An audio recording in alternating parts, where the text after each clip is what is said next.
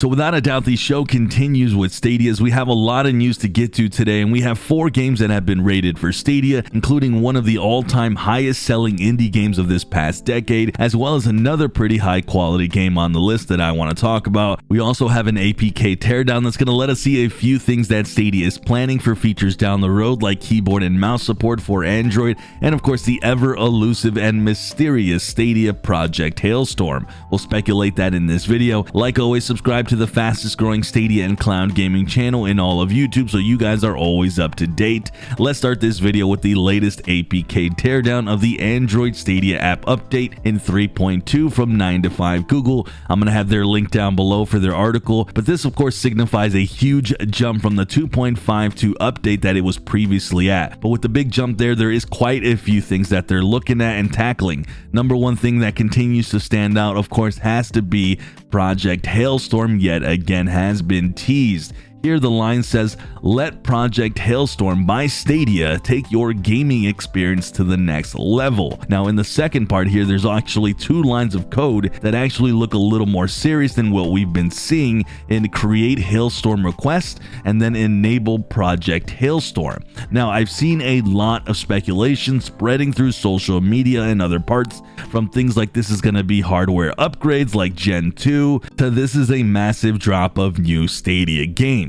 So far, my guess has been that this is potentially a troll or an April Fool's joke, because it did debut right alongside the 56K modem, which by the way they continue teasing yet again in this teardown. Here they wrote, "Stadia has harnessed the latest amplitude modulation transmission technology to deliver the ultimate gaming experience." Notice in that last line they mentioned ultimate gaming experience on something we clearly know it's a joke in regards to 56K modems. This is a device that in no way could actually dream of actually getting any support. The wording again is very similar in Project Hailstorm, where it says take your gaming to the next level. I still think this is a gag.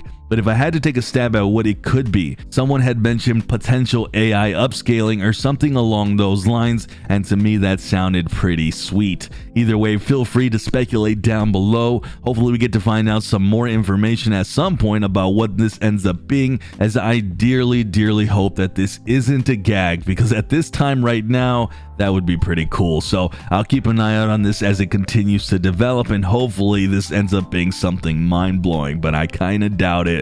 But we'll see. With that, they found more tangible codes here that have been found for voice chat support through Android with separate volume chats, which is good to see. Keyboard and mouse support via Android, though they couldn't tell if this was for just phones or Android TV, which by the way, I would love support for both of those, so let's hope that ends up happening, as I'm primarily a keyboard and mouse user. There was also another curious line here for a potential July promotion that says, "Sorry, this code can be only redeemed during the month of July." So another mysterious event to watch out for this summer. And last that was notable here is some email notification settings that you can configure through the Stadia app. All in all, nothing super noticeable in regards to anything crazy and mind-blowing with features, but of course the long-awaited support for Android TV is hopefully right around the corner, and I think that is what I'm watching out for here the most. Alright, so we got some more games rated for Stadia, and there's a couple here I'm pretty excited for, starting with Terraria. It got rated for PEGI with Stadia. Now, if you guys don't know about this game, I'm going to be kind of shocked. It's one of the all-time selling indie games of the past decade. It has 14 million units sold just alone on PC. That's not really including the fact that the game has been on every single other platform since, including phones. It is on both iOS and Android. Heck, I even own it on the PS Vita. It's essentially a 2D open world survival sandbox game where you dig, fight, and explore. You're crafting and you're building. The game's a blast, and it's a game that I probably have spent quite a few dozens of hours on, but it's a game that you could spend easily 100 to 1,000 hours on. It's an excellent game, and it's almost really a rite of passage to have it on your platform, in this case Stadia. So glad to see that it's coming at some point, and I hope that we can see another top selling game just like this one in Stardew Valley, so fingers crossed for that. But another game that got rated for Stadia that is very promising is a game called Blue Fire. Now, this is a game that just came out February 4th. It's been receiving some good reviews. The game's a 3D platformer featuring this little dude with double swords. The game also has a mix of dungeon diving like Zelda, boss fights that are also very reminiscent of the Zelda franchise, upgrading gears, something you can do, as well as the fast-paced and difficult nature of the gameplay looks pretty fun. And the game just looks pretty solid, and I do want to play it and hope to see it on Stadia soon, especially since it just launched recently. But pivoting to a completely different type of game, 100 Days is a winemaking simulator that actually has an official release date of May 13th on Stadia, as it was told by the developer here on Twitter. And while the game is pretty self-explanatory, you'll be farming the grapes, organizing works in your vineyard, and you'll decide how to run your entire business and really control every level of detail, even down to the bottle's shape, color, and aesthetic characteristics. It's a very interesting game.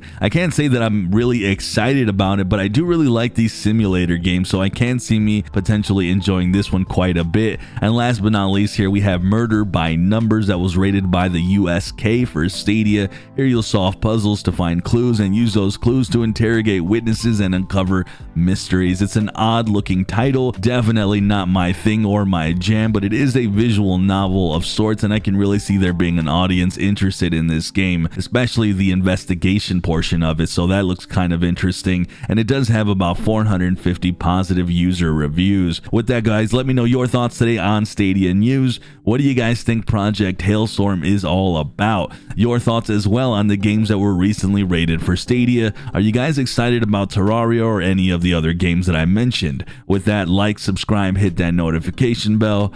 I'm Sunny, and as always, I'll see you guys in the cloud.